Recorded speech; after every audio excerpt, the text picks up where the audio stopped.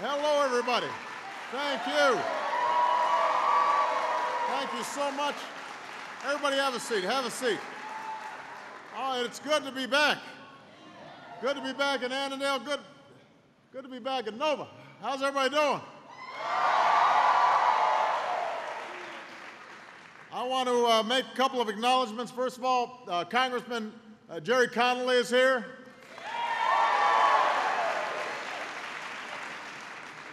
Dr. George Gabriel, the provost of Northern Virginia Community College, is here. And the president, Bob Templin, is here.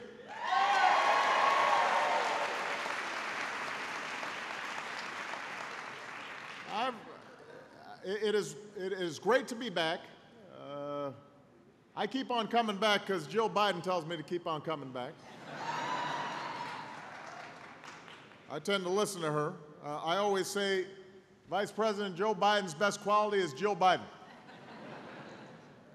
Though Jill couldn't be here today because she's teaching all day and she does not skip class for anybody, including the President of the United States. What I want to do is just make a few quick remarks at the top, and then I'm just going to open it up for questions. This gives me a chance to get out of the immediate environs of Washington and hear directly from voters and have a conversation with them. And so I'm grateful that all of you took the time. You know, last week, I laid out a plan to get America's finances in order. It was a plan for shared prosperity through shared sacrifice and shared responsibility. So before I take your questions, I want to talk a little bit about this plan briefly because it goes to the heart of what's happening at this campus and schools like it all across America. And my plan does two big things. First, it cuts spending and it brings down the deficit. We all know how important that is. Just like any student on a tight budget, and I'm assuming there are a few students on a tight budget here. Let's see a show of hands. Any students on a tight budget? Yeah. I've been there. Just like you, America has to start living within its means. For a long time, Washington acted like deficits didn't matter. A lot of folks promised us a free lunch. So I think everybody needs to recall we had a surplus back in 2000, 11 short years ago. But then we cut taxes for everybody, including millionaires and billionaires. We fought two wars, and we created a new and expensive prescription drug program, and we didn't pay for any of it. And as the saying goes, there is no such thing as a free lunch. So we were left with a big deficit as I was coming into office, and then we had the worst recession since the Great Depression. And that made it worse because in a recession, two things happen. Number one, the federal government helps out states and localities to prevent teacher layoffs and firefighters and police officers from being laid off, and all that costs money. It requires more money to provide additional help to people who've lost their jobs or are in danger of losing their homes. So the federal government's putting more money out, but because of the recession, it's taking less money in tax revenues, and so that grows the the deficit further. Now, if we don't close this deficit, now that the economy has begun to grow again, if we keep on spending more than we take in, it's going to cause serious damage to our economy.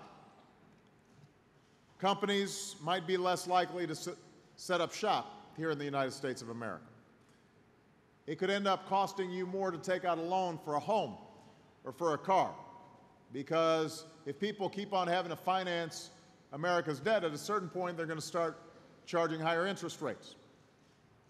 We won't be able to afford investments in education or clean energy are all the things that we care about because we know it'll help drive our economy and create jobs.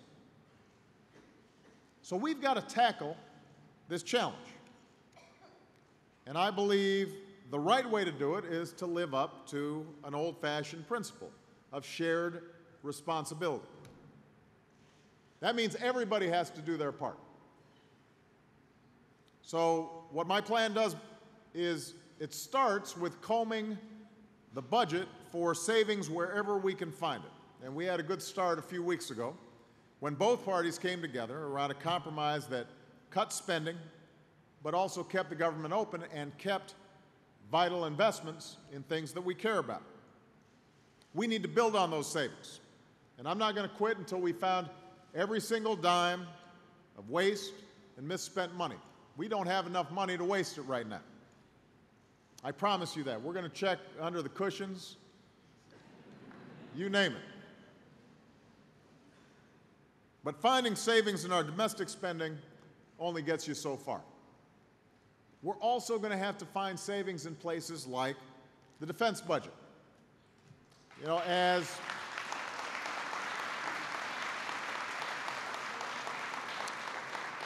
your commander-in-chief, I will not cut a penny if it undermines our national security. But over the last 2 years, the Secretary of Defense, Bob Gates, has taken on wasteful spending that doesn't protect our troops, doesn't protect our nation. Old weapon systems, for example, that the Pentagon doesn't want, but Congress sometimes keeps on stuffing into the budget. Well-connected special interests get these programs stuck in the budget, even though the Pentagon says we don't need these particular weapon systems. So we've begun to cut those out. And Secretary Gates has found a lot of waste like that and has been able to save us $400 billion so far. I believe we can do that again. $400 billion, even in Washington, that's real money. That funds a lot of Pell Grants. That funds a lot of assistance to communities like this one. We'll also reduce health care spending and strengthen Medicare and Medicaid through some common sense reforms that will get rid of, for example, wasteful subsidies to insurance companies. Reforms that can actually improve care, like making it easier for folks to buy generic drugs or helping providers manage care for the chronically ill more effectively. And we can reform the tax code so that it's fair and it's simple, so that the amount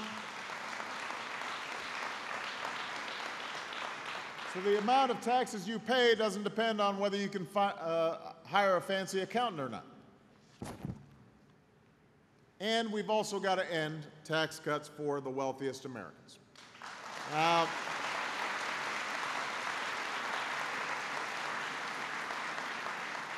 let me say, this is not because we want to punish success.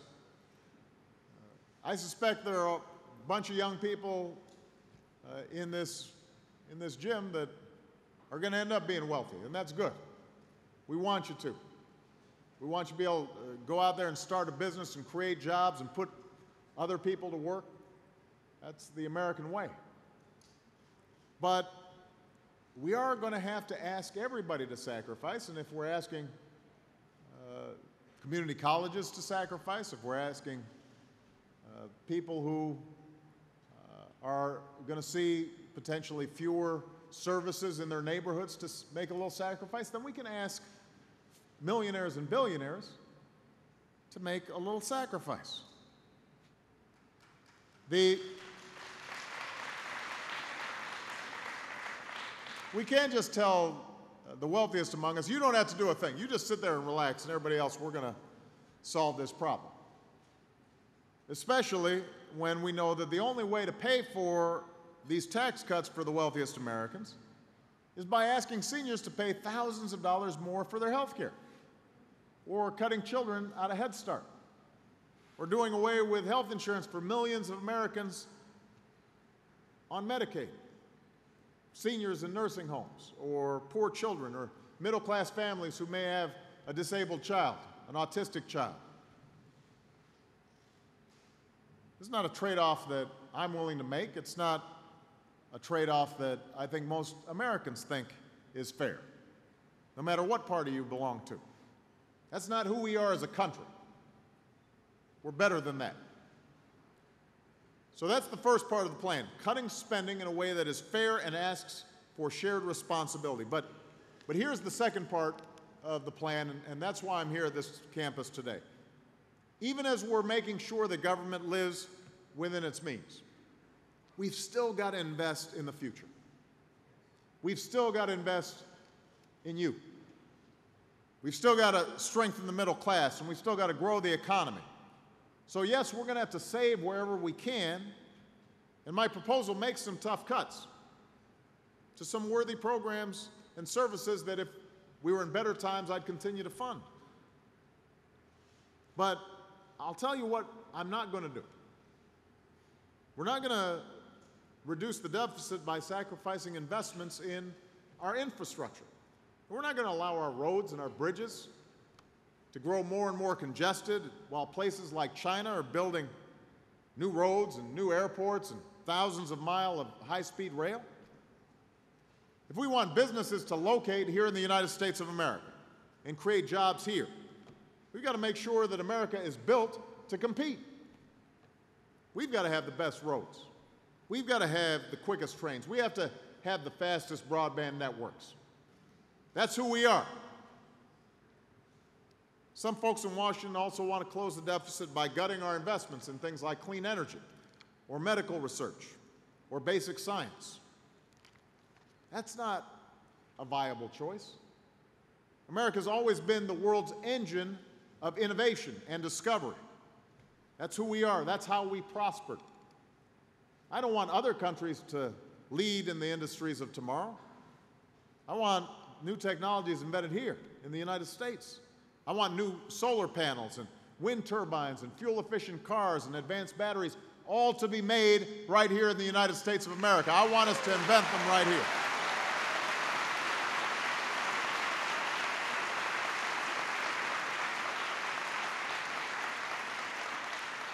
I mean, let's just take energy as an example. Folks are out there dealing with gas at $4 a gallon.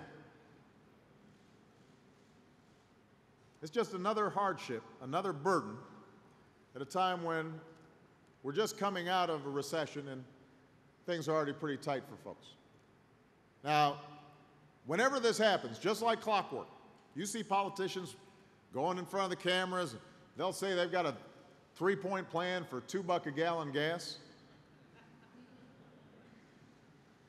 The truth is, the only real solution to helping families at the pump in the medium and the long term is clean energy. That's how we'll save families money. That's how we'll reduce our dependence on foreign oil. We've got to develop new technologies to lessen our reliance on a fuel that is finite and that we've got to import from other countries, including some very unstable parts of the world. And that's why I think that cutting clean energy investments by 70%, which has been proposed by some in Congress, would be such a mistake. Finally, and I know this is near and dear to your hearts, we're not going to reduce our deficit by cutting education and eliminating college scholarships.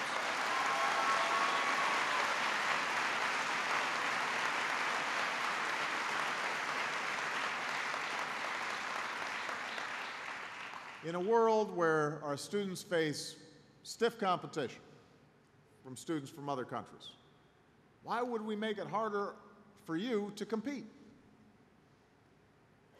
We see why it matters right here. More than 10,000 students at this college alone, are relying on Pell Grants to help pay their tuition. It's almost 3,000 students at the Annandale campus alone. 3,000 students just at this campus. How many of you who are in the audience have gotten a Pell Grant to help you pay your way? How many of you can't afford to pay another $1,000 to go to school? I know what this is like. Scholarships help make it possible for me and for Michelle to go to college. It's fair to say I wouldn't be president if it hadn't been for somebody helping me be able to afford college. That's why I think it would be such a huge mistake to balance the budget on the backs of students by cutting scholarships by as much as $1,000, forcing students to go without them altogether. I just spent the last 2 years making sure that instead of giving subsidies to banks, we were giving that money directly to students in the form of more grants and better deals on their loans. I'm not going to undo that after all the work we've done over the last 2 years. That's not a smart way to close our deficit.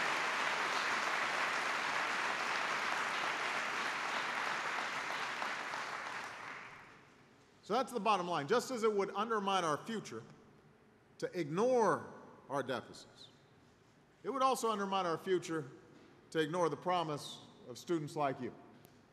Young people who come to this school to get a degree in the hopes of living out a better life, giving your children and your grandchildren a better life.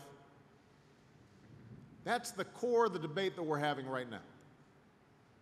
Both Democrats and Republicans agree that we should reduce the deficit. In fact, there's general agreement that we need to cut spending by about $4 trillion over the medium term. And when folks in Washington agree on anything, that's a good sign. So the debate isn't about whether we reduce our deficit. The debate is about how we reduce our deficit.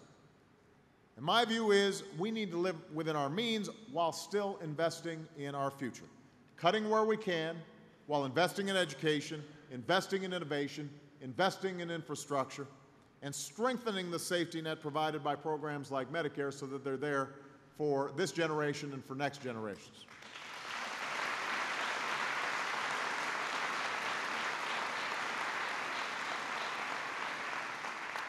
And here's the good news. I believe the Democrats and Republicans can come together to get this done. It won't be easy. There are going to be some fierce disagreements. Shockingly enough, there will be some politics played along the way. There will be those who say that we're too divided, that the partisanship is too stark. But I'm optimistic. I'm hopeful. Both sides have come together before. I believe we can do it again.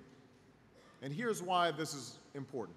Ultimately, this debate is not just about numbers on a page.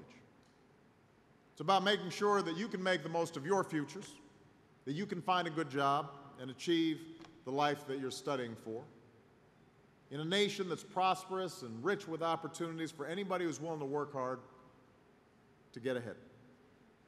That's my focus. That's what I think about first thing I wake up in the morning. That's what I think about when I go to bed at night, and that's what I think about all the hours in between. That's why I'm going to need your help. This is probably my most important message today. I'm going to need your help. I can't afford to have all of you as bystanders in this debate. I want everybody to be in the game. I want you to hold me accountable. I want you to hold all of Washington accountable. There is a way to solve this deficit problem in an intelligent way that is fair and shares sacrifices so that we can share opportunity all across America. But I can't do that if your voices are not heard. There are powerful voices in Washington. There are powerful lobbies and special interests in Washington, and they're going to want to reduce the deficit on your backs. And if you are not heard, that's exactly what's going to happen. If you are heard, then we're going to meet this challenge. We are going to secure our future. We're going to make our country stronger and more prosperous than it has ever been before. With that, I want to take some questions. Thank you very much, everybody. Thank you. Thank you. Thank you. Thank you. All right.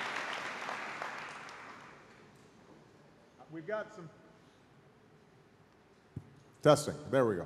All right, so we've got some people in the audience, our wonderful volunteers with microphones. When I call on you, if you could introduce yourself, wait for the microphone so we can all hear you, and then introduce yourself and try to keep the question, relatively short. I will try to keep my answers relatively short, and I'm going to go boy, girl, just to make sure things are fair. All right? Let me start with this young lady right there. That's right, you. Yes, you. I'll call on you too. Go ahead. My name is Asada So, and I'm a student here at Nova. And I'd like to know your plan to cut $4 trillion in the next 12 years. Is any of that towards the education budget? No, what we've done is we have actually said that even as we are making all these spending cuts, we actually think that education spending should go up a little bit. And the reason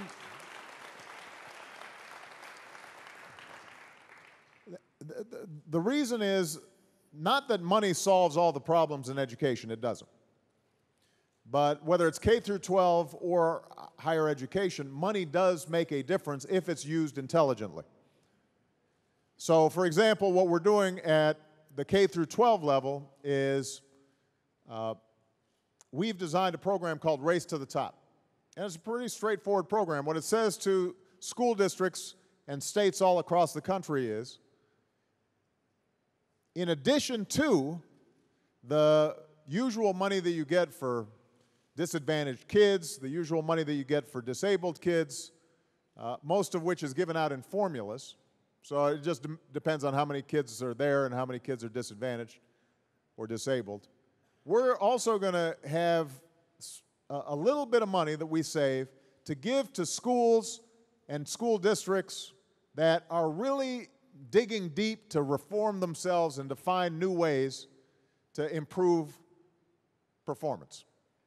So if you are doing a great job in recruiting and training new teachers, if you're doing a great job in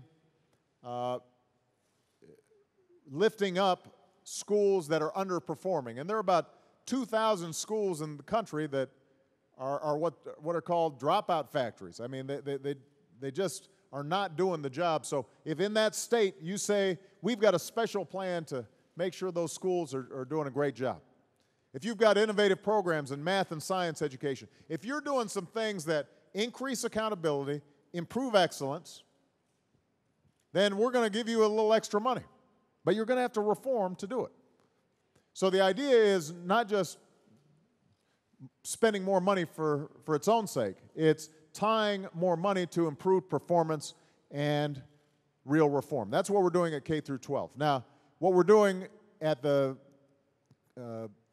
community college and university levels is we've redesigned some of the programs like Pell Grant and student loan programs. As I mentioned, it used to be that the student loan programs used to go through banks and they would skim billions of dollars in profits, even though they weren't really taking any risk because the federal government was guaranteeing the loans. So we said, well, let's just give the money directly to students. That'll give us an extra several billion dollars that we can use to provide all of you additional scholarships, higher levels for your Pell Grants. But we're also working with community colleges to see, can we make sure that the programs at the community colleges are as effective as they can be to provide the training and the skills you need to succeed.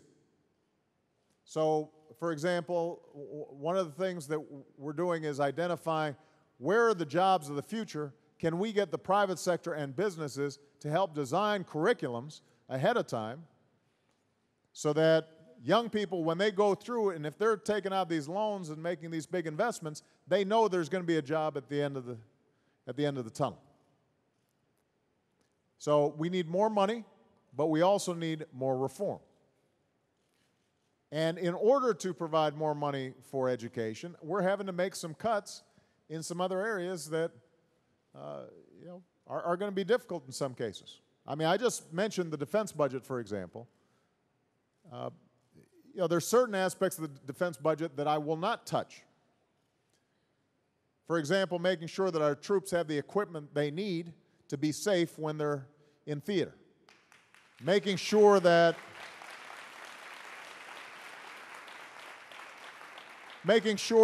when they come home, veterans are getting the help that they need for post-traumatic stress disorder or to be able to go to college themselves. So there are certain commitments that we make to our men and women in uniform that are sacred, and we can't cut back on those. But as I said, there's some weapon systems that just don't work. There's some that may work, but we don't need. There's some that we just can't afford. So we're going to have to make some difficult decisions on some of those issues. And let's face it, there are also some social service programs that don't work. I mean, one of the things that I always say is if you're really progressive, you've got to be willing to examine whether something that you're paying for is actually working. Because if it isn't working, that money could be used somewhere else to help people. So we've got to have a much more rigorous review of how effective various programs are. Some work and some don't. And if they don't work, we should eliminate them and put that money into programs that do. Okay? All right, it's gentleman's turn, right back there. Yeah. Hi, Mr. President. I've lived overseas for the last 15 years, and there's been very good medical care, but now that I'm here back in the States and on Medicare, I find something interesting, and that is that Medicare won't pay for any expenses overseas. It has to be here in this country, and that costs you money, the government, and it costs me money, but it's good, of course, for the healthcare industry. Would you be interested in changing that? Well, I think you're raising an interesting point. First of all, Medicare is one of the most important pillars of our social safety net. And so before I get to your specific point, I want everybody to understand what the debate right now about Medicare that's taking place between Democrats and Republicans is, because you're going to need this as this debate unfolds over the next several months. The House Republicans just passed a proposal, and their main plan to reduce our long-term deficits and debt is to turn Medicare into a voucher program. What would happen would be that right now seniors, when they get, once they're on Medicare, you basically are able to get the care that you need, and Medicare covers it for you. What would happen under this proposal is you'd get a set amount of money. You could then go out onto the private marketplace and buy insurance, but if the voucher you were getting was for $6,000 or $7,000 and the insurance company said it's going to cost you $12,000, well, you're going to have to make up that difference. And so it's estimated by the Congressional Budget Office, which is an independent, bipartisan sort of referee in Congress that determines these things. They figure that seniors would end up paying twice as much for their health care as they are currently. At least twice as much. And more importantly, it would get worse over time because health care inflation goes up a lot faster than regular inflation. So your health care costs keep on going up and up and up. The voucher doesn't. Each year, more and more costs coming out of pocket. Now, I think that is the wrong way to go. That would fundamentally change Medicare as we know it, and I'm not going to sign up for that. Having said that, We are going to have to reform Medicare and our entire health care system in order to improve quality for the amount of money that we spend, because we spend much more money in this country on health care than any other industrialized country, and our outcomes aren't better. And that's what we started doing with health care reform last year. Essentially, what we said was, let's not just dump these additional costs on seniors. I mean, it's not hard to save the government money if you're willing to just say, here, you pay for it. That's not a solution. The question is, how do we actually make healthcare costs lower overall? That means that we work with providers to say, how can you do a better job providing care to the chronically ill? You know, about 15–20% of the patients account for 80% of the costs, because they have chronic illnesses like diabetes. Can we incentivize providers, doctors, hospitals to do a better job monitoring those illnesses, preventing those illnesses, treating those illnesses in a comprehensive way so that the overall costs to the system go down? Can we stop with the 5 or 6 tests, all of which cost money, and just give you one test and have the results emailed to everybody that you need to deal with? That can save us money. So there are a whole host of steps that we can take that could make a big difference in reducing healthcare costs overall. And keep in mind, even if you're not on Medicare, the overall costs of healthcare are being driven up for you, and for even if you're on private healthcare, you're paying about $1,000 per family in extra costs because of all the uncompensated care that comes in, all the folks who show up at the emergency room, all the medical errors that take place in hospitals that end up costing the system money as a whole. So if we can squeeze those inefficiencies out of the healthcare system, then we can maintain Medicare as we know it, but still reduce the cost to the federal government and to everybody in society. Now, we don't need any health care, do we? Or nobody fell.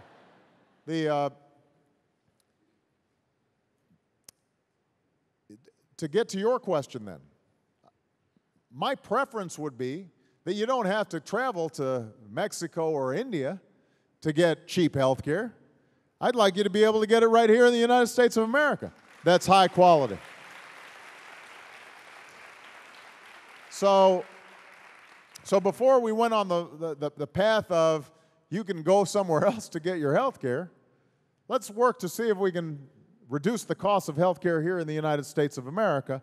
That's going to make a big difference. And Medicare is a good place to start because Medicare is such a big purchaser that if we can start changing how the healthcare system works inside of Medicare, then the entire system changes. All the doctors, all the hospitals, they will all adapt to these best practices. And the same is true, by the way, for prescription drugs. I mean, one of the things that we want to do as part of our healthcare reform package is let's start doing a better job of negotiating better prices for prescription drugs here in the United States so that you don't feel like you're getting cheated because you're paying 30% more or 20% more than prescription drugs in Canada or Mexico. Reimportation is a short-term solution that a lot of seniors are resorting to, but why should drugs that are invented here in the United States end up being more expensive in another country? Well, the reason is because drug companies can get away with it here and they can't get away with it there, and we should change some of those systems to make it cheaper for everybody here. But that's going to make a huge difference in terms of reducing our deficit. So, thank you. All right, it's a young lady's turn, right here. Hold on, can we get a mic over here, or do I need to lend her my mic? Oh, okay. Hi, Mr. President. My name is Benita Griffin. I'm a late student here at Northern Virginia Community College. I'm in my second career now. My question is, in about 15 years, I'll be eligible for for Social Security, and I'm part of the baby boomer generation, and I don't know if there will be Social Security when I get ready to. And I probably won't retire for another 25 years, I'm thinking. Yeah, you look pretty young. You look like you look like you got a lot of career I'm about left in you. your age, but yeah, so I figure another 25 years I'll be working, but I don't know if it'll be there when I need it, and I'm concerned about that. Well, let me talk about Social Security. The big drivers of our deficit are health care costs. I mean, the thing that we really got to get control of is Medicare and Medicaid. That's what's skyrocketing really fast. Because not only is the population getting older, but health care costs are just going up a lot faster than people's wages and salaries, or tax revenues to the federal government. Social Security is a problem, but one that we can solve much more easily. So the first answer to your question is, Social Security will definitely be there when you retire. I'm absolutely confident about that. I am absolutely confident about that. Now, here's the thing. If we don't do anything on Social Security, if we don't touch it at all, then what would happen is by the time you retire, or maybe just a couple years after you retire, you might find that instead of getting every dollar that you were counting on, you're only getting 75 cents out of that dollar. Because what's happening is the population's getting older, there are more retirees per worker, and more money starts going out than is coming in. So we do have to stabilize Social Security's finances, but we can do that with some relatively modest changes. Unlike healthcare, where we've got to get in and work with providers and really get some much more substantial reforms, with Social Security, it's just a matter of tweaking how it currently works. Now, politically, it's hard to do. Politically, it's hard to do. For example, I'll just give you one example of a change that would make a difference in Social Security. Right now, you only pay a Social Security tax up to a certain point of your income. So a little bit over $100,000, your Social Security, you don't pay Social Security tax. Now, how many people are making less than $100,000 a year? Don't be bashful. The point is, for the vast majority of Americans, every dime you earn, you're paying some in Social Security. But for Warren Buffett, he stops paying it a little bit over $100,000, and then the next $50 billion, he's not paying a dime in Social Security taxes. So if we just made a little bit of an adjustment in terms of the cap on Social Security, that would do a significant amount to stabilize the system. And that's just an example of the kinds of changes that we can make. So we are going to have to make some changes in Social Security, but it's not the major driver of our deficit. And what I've proposed is, let's work on Social Security, but let's not confuse that with this major budget debate that we're having about how we deal with both spending and revenues, because that is the problem that is going to require some really hard work and some bipartisan cooperation. Okay? All right. It's a gentleman. Gentleman in the white shirt right there in the middle. You got three guys right in a row. I'm choosing the guy right in the middle. There you go, right there. Mr. President, my name is Mitchell Holloman. I'm a student here at Nova, Electrical and Computer Engineering. And I'm really concerned about the clean energy solutions, because with the deficit that we have, most of those solutions and alternatives are far more expensive than the things that we have in place now. So how are we going to reduce the deficit and at the same time develop clean energy alternatives, as well as removing the current systems that we have in place that are dependent on oil and other things from other countries? Well, it's a great question. And so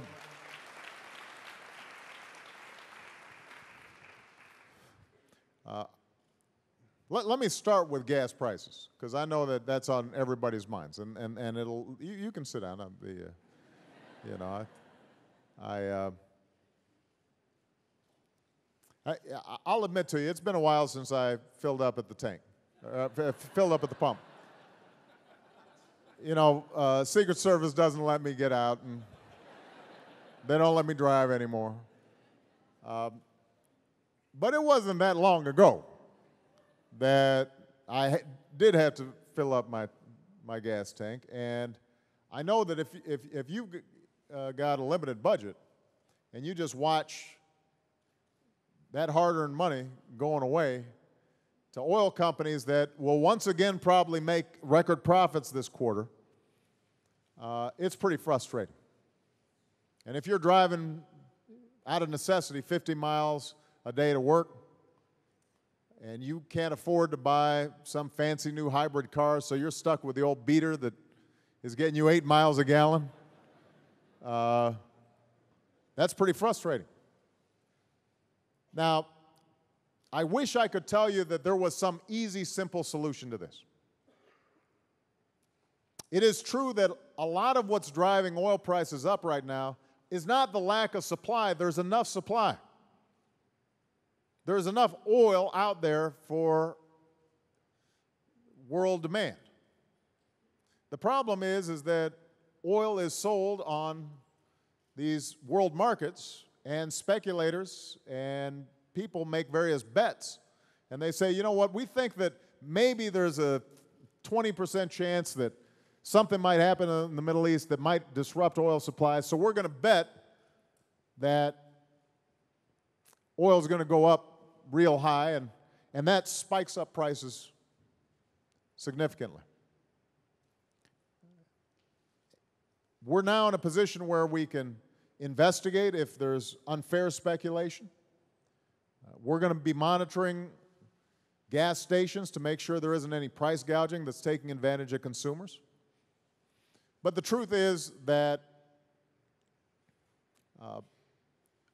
it is a world commodity, and when prices spike up like this, there aren't a lot of short-term solutions. What we have are medium and long-term solutions. Now, one solution is making sure that we're increasing production of U.S. oil.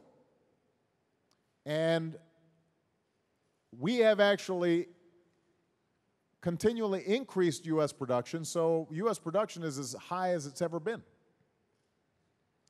The problem is we only have about 2 to 3% of the world's oil reserves, and we use 25% of the world's oil. So when you say we should be using traditional sources, the problem is we've got finite sources when it comes to oil. And that means we've got to find some replacements. There are a couple of alternatives. One are biofuels. I was down in Brazil. A third of their cars are run on biofuels, mostly ethanol made out of sugarcane. We should be able to develop technologies where we are building more efficient biofuels than we're currently using. Right now, we use most of our ethanol comes from corn. It would be better if we can get farmers to work with industry to figure out whether we can use wood chips or algae or, switchgrass or other, other biomass that can create fuel that is competitive with gasoline. So that's point number one. Point number two is we should be looking at electric cars. And how can we produce more effective electric cars, cheaper electric cars here in the United States? Technologically, it's now feasible to get a car that runs 150 miles a gallon, or maybe no gallons of gas. And you just get your car, you plug it in at night in your garage. Whatever energy is stored in your car battery goes back into your house, and then when you come back out at night, it's recharged and you're ready to go. You're right now that hybrid cars and electric cars are more expensive than regular cars, but partly that's because we haven't increased demand enough for it, that the unit costs have gone down. And the more you produce of something, the cheaper it gets, right? You remember what it used to cost you for a flat screen TV or a laptop computer, but as volume picked up, technology improves, costs go down. Well, the same thing could be true for electric cars. So one of the things we're trying to do is to increase demand on electric cars. It turns out that the federal government has a lot of cars. So we're saying let's have the federal government make sure that 100% of our cars are energy efficient cars to create a better market for those cars that can help drive costs down. We've also increased fuel efficiency standards on cars for the first time in 30 years. That'll save about 1.8 billion gallons or barrels of oil, billion barrels of oil. And we can now increase fuel efficiency standards on cars and trucks. And that could make a huge difference because now consumers are just, whenever they go to buy a new car, by necessity that car is going to have higher mileage standards. All that drives down demand and can reduce gas prices overall. But there's one last component to this, and you just pointed out, if we're going to have electric cars, we still have to have electricity. And how do we produce electricity? Now, it's true that coal is something that's very plentiful in America. We're sort of the Saudi Arabia of coal. The challenge with coal is that although it's very cheap, it's also dirty. And it can create the kinds of air pollution that not only is contributing to climate change, but it's also creating asthma for kids nearby. You got asthma. Okay. And so sucking that stuff in is not ideal.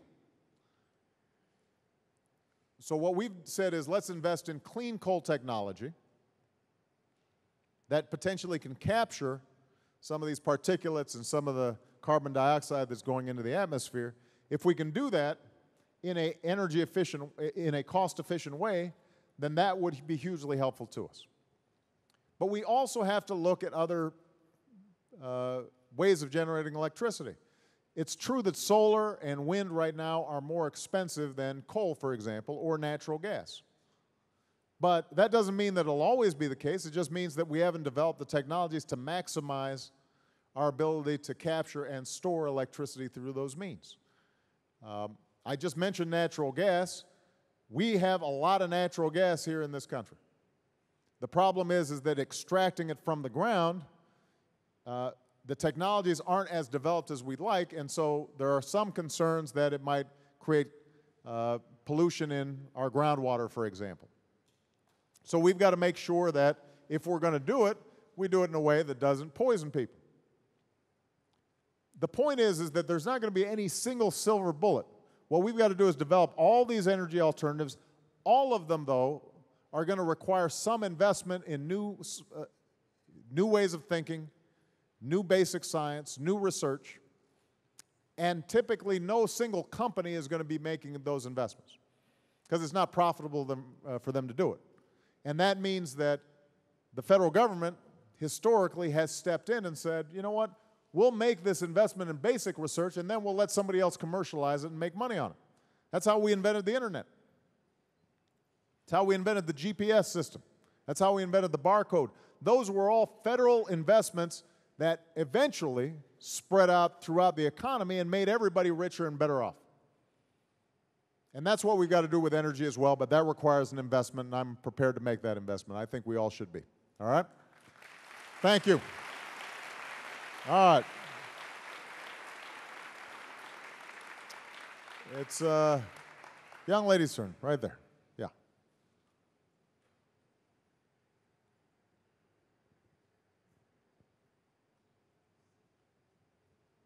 Hi, Mr. President. I'm Dr. Rebecca Hayes. I'm a history professor at Manassas. And my question is, are you encouraged to see more of the bipartisanship like the Gang of Six that has formed recently, addressing some of the very concerns you've mentioned? Do you think we're going to see more of that, and are you going to try to stay behind it? Well, I am encouraged that over the last 4 or 5 months, we've been able to strike some deals between Democrats and Republicans that a lot of people didn't expect us to be able to do.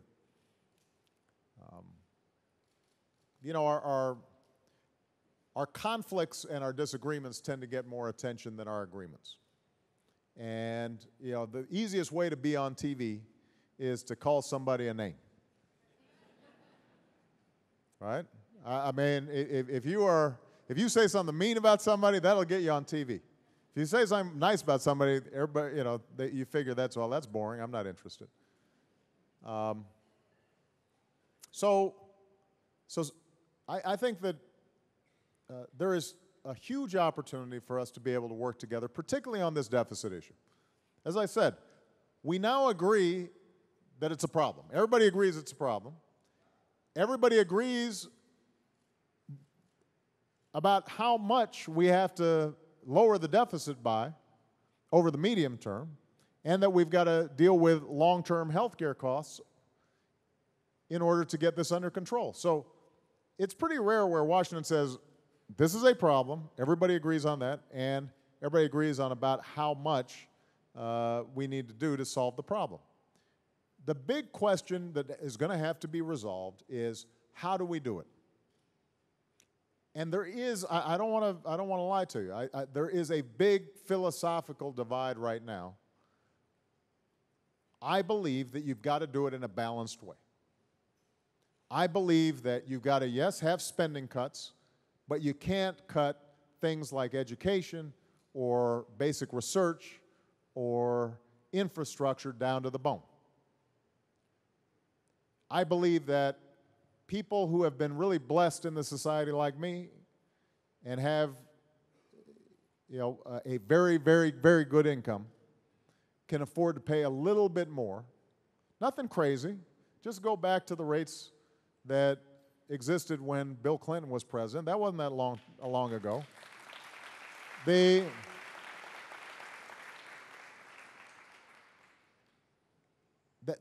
That's a fair thing to do, especially if it makes sure that seniors are still getting their Medicare and kids are still going to Head Start. Why wouldn't I want to make that sacrifice? Look, and I think most wealthy Americans feel the same way. I want to live in a society that's fair. Not just out of charitable reasons, but because it improves my life. If there are young people out there who are going to good schools and have opportunity, if I'm not, you know, driving by and seeing homeless folks on the streets, you know, why wouldn't I want to have a society where I knew that the American dream was available for everybody? So the question is, how do we achieve the same goal? Can we do it in a more balanced way? And the House Republican budget that they put forward, they didn't just not ask the wealthy to pay more. They actually cut their taxes further. Now, you know, we just had tax day, so nobody wants to pay taxes. Let me tell you, I looked at my tax reform and I thought, you know, there was a moment there where you look at the figure you're paying and you say, wow, you know, let me think about my position on taxing the wealthy here. I understand that. Nobody volunteers and says, boy, I'm just wild to pay more taxes. But it's a matter of values and what we prioritize. And I certainly don't think my taxes should be even lower. You know, I think America wants smart government. It wants a lean government. It wants an accountable government. But we don't want no government. I mean, according to the Republican budget that was passed, for example, we would have to eliminate transportation funding by a third. We'd have to cut transportation funding by a third. You remember when that bridge in Minnesota collapsed with all those people on it? And there was a big hue and cry, how can this happen in America? Well, the National Society of Engineers, they've looked around and they give us a D when it comes to infrastructure. Our roads, our bridges, our sewer systems are all deteriorating. We don't even have a serious high-speed rail infrastructure in this country. Our broadband lines are slower than places like South Korea. Well, so what? We cut transportation by another third, and what's going to happen to America? We're just going to have potholes everywhere? We're just going to have bridges collapsing everywhere? Are we going to continue to have airports that are substandard? Or are we going to go to other countries and suddenly realize that China and South Korea and all of Europe all have better infrastructure than we do, and we think that businesses are going to come here and invest? Or do we think that at some point companies say, you know what, America's got a second-rate infrastructure, and it costs us too much money because our trucks going over those potholes are, getting messed up, and so that's the choice that we're going to have to make. This debate is going to be very important, though, and as I said before, I'm going to need all of you involved in this debate. You've got to make your voices heard, and I would say, I'm not just talking to Democrats here. Republicans, I want you to be able to talk to your members of Congress and say, yes, I'm serious about reducing the deficit. Yes, I want limited government. Yes, I want reductions in spending, but I do think that we've got to make investments in basic research and infrastructure and education, and so let's do it in a balanced way. And if we do that, we can come up with a compromise that is effective, that puts America's fiscal house in order, but also allows us to win the future. That's my goal.